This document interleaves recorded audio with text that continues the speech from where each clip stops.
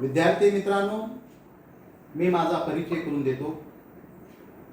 प्राध्यापक डॉक्टर साहेब गुलाबराव राठोड, राज्यशास्त्र विभाग प्रमुख, स्वर्गीय नितीन महाविद्यालय पाथरी, स्वामी रामानंद तीर्थ मराठवाडा विद्यापीठ नांदेड अंतर्गत BA प्रथम वर्ष सेमिस्टर फर्स्ट. आपल्या पहिल्या पेपरचं नाव आहे मॉडर्न पॉलिटिकल कन्सेप्ट, मूलभूत राजकीय संकल्पना. याच्यामधील जो पहिला प्रकरण आहे राज्य. राज्यामधील राज्य निर्मितीचा सामाजिक करार सिद्धांत, याच्यावर आपण आज चर्चा करणार आहोत. राज्य निर्मितीचा सामाजिक करार सिद्धांत अतिशय महत्वाचा किंवा महत्वाची ही कन्सेप्ट आहे. विद्यार्थी मित्रांनो, याच्या अगोदर आपण पहिला व्हिडिओ बनविला होता, नक्की तो तुम्ही बघितला असेल, तुम्हाला समजला असेल. राज्याचे अर्थ सांगून राज्याचे घटक लिहा. त्याच्यामधीलच राज्य निर्मितीचा सामाजिक करार सिद्धांत, याच्यावर आपण चर्चा करणार आहोत. मी सुरुवातीला सांगितलं होतं की राज्य ही जी संकल्पना आहे,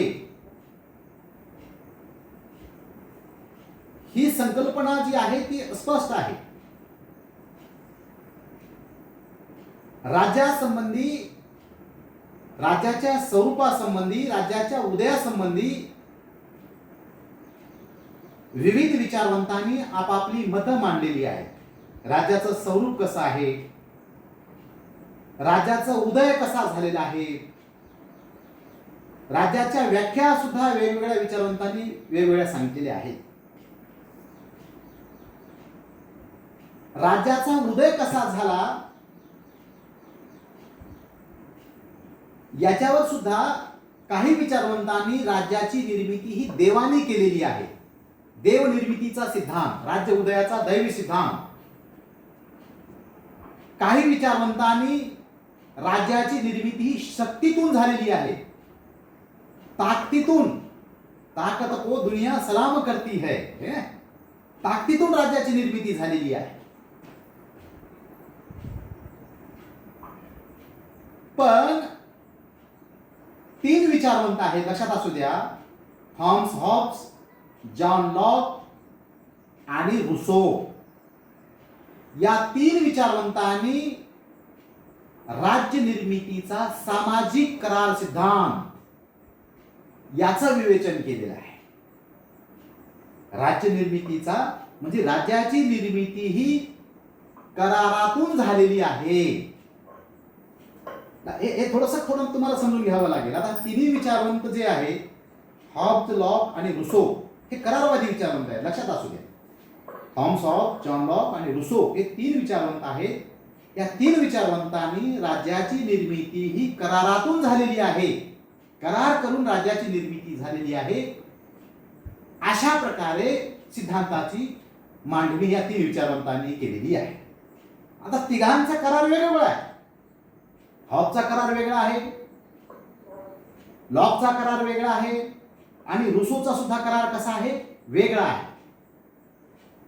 पण तिन्ही सिद्धांत, तिन्ही विचारवंताचं, करारवादी विचारवंत आपल्याला एकाच प्रश्नामध्ये आपल्याला अभ्यास करायचा आहे. थोडंसं त्याच्यामुळे थोडंसं हे तर तुम्हाला काळजीनं हे सिद्धांत तुम्हाला समजून घ्यावं लागेल.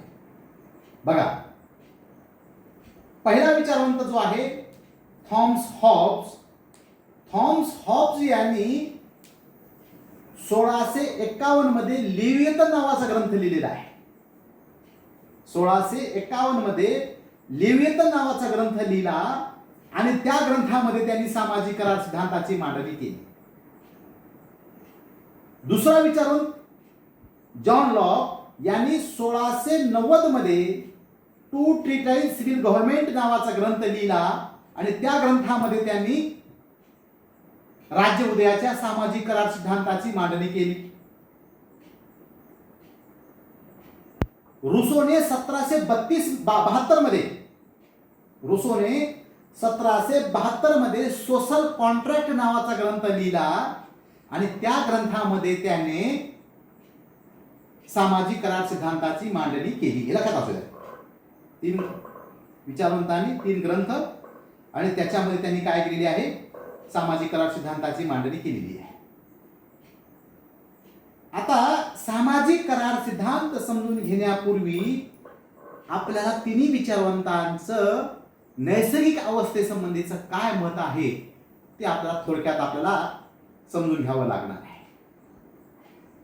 पहिला विचारवंत थॉमस हॉब्स, त्यांनी नैसर्गिक अवस्थेचं चित्रण हे नकारात्मक दृष्टिकोनातून चित्रण केलेलं आहे. काय म्हटलं मी?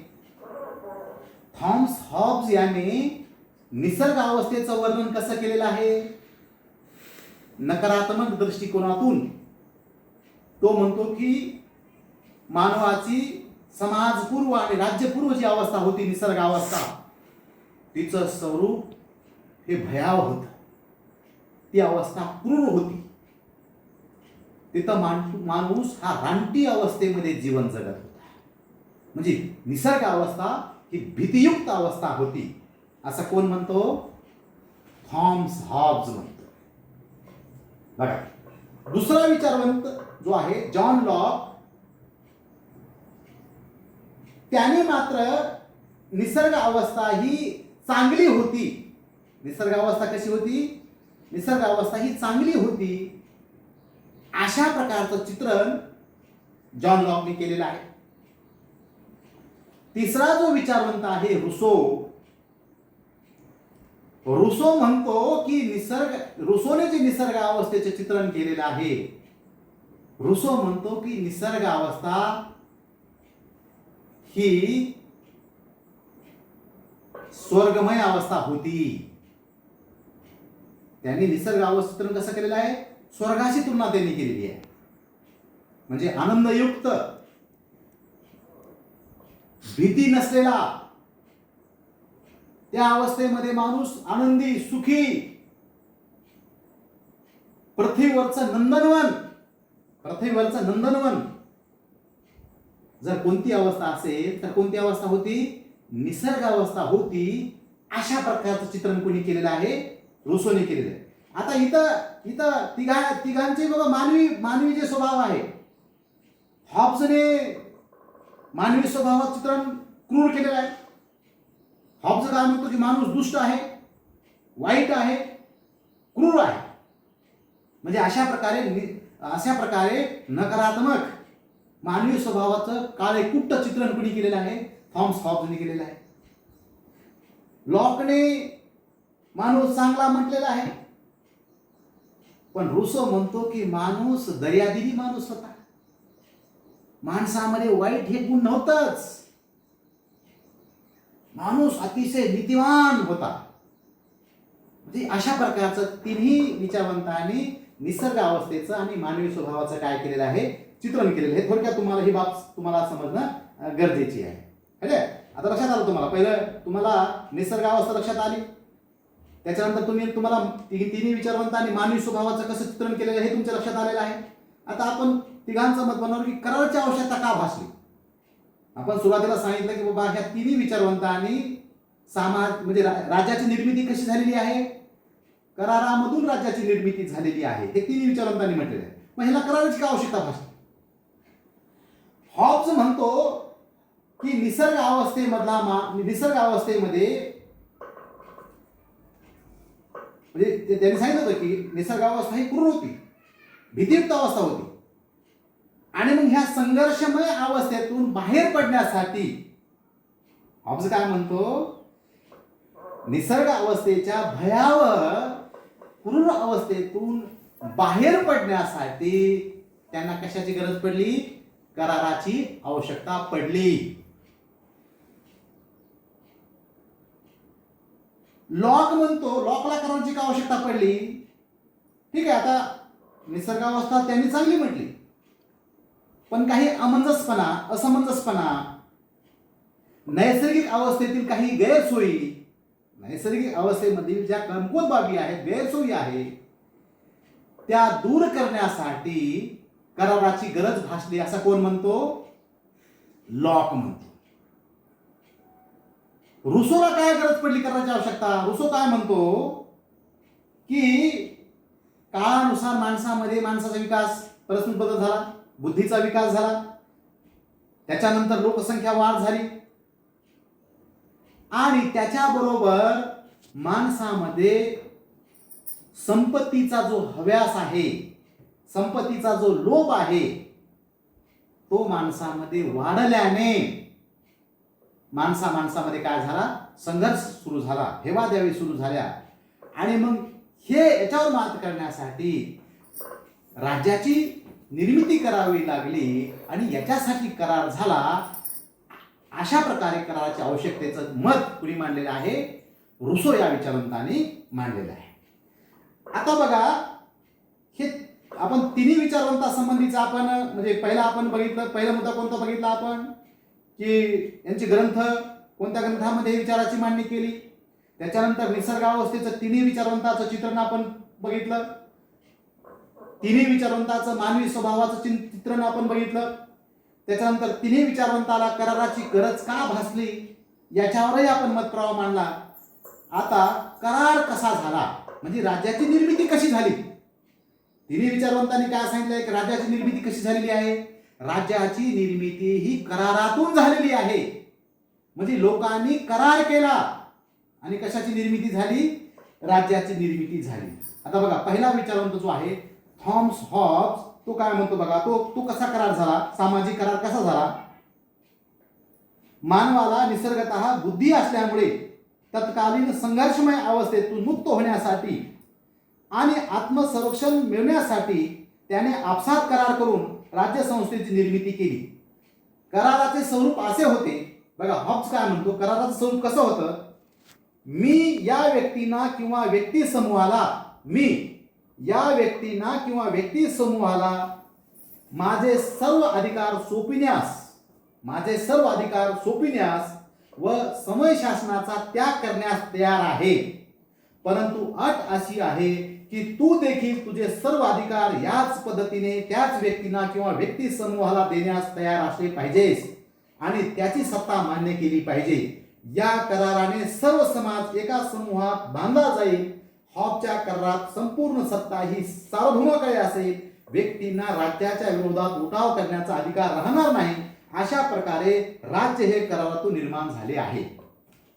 बघा, हॉब्स कसा करार झालेला आहे तो म्हणतो, काय म्हणतो तो, की मी माझ्यावर सत्ता गाजविण्याचा किंवा मी व्यक्ती समूहाला माझे सर्व अधिकार द्यायला तयार आहे. मी माझा जो समय शासनाचा मला जो अधिकार आहे तोही मी त्यागण्यास तयार आहे. फक्त अट काय आहे की तू सुद्धा दिली पाहिजे, म्हणजे प्रत्येकाने दिली पाहिजे. म्हणजे सगळे जी आपल्यावर नियंत्रण करण्याची जी शक्ती आहे ती एका व्यक्तीला किंवा व्यक्ती समूहाला द्यायला सगळे लोक जर तयार असेल तर मी द्यायला तयार आहे. आणि मग अशा प्रकारे सगळ्याच समूहाने एका सार्वभौमाकडे काय केलेली आहे, सत्ता संपन्न करण्याचा अधिकार त्याला दिलेला आहे. म्हणजे अशा प्रकारे सार्वभौमाची काय झालेली आहे, निर्मिती झालेली आहे, राज्याची निर्मिती झालेली आहे. आणि अशा प्रकारे करार झालेला आहे असा कोण म्हणतो, हॉब्स म्हणतो. हे झालं पहिला हॉबचा विचार.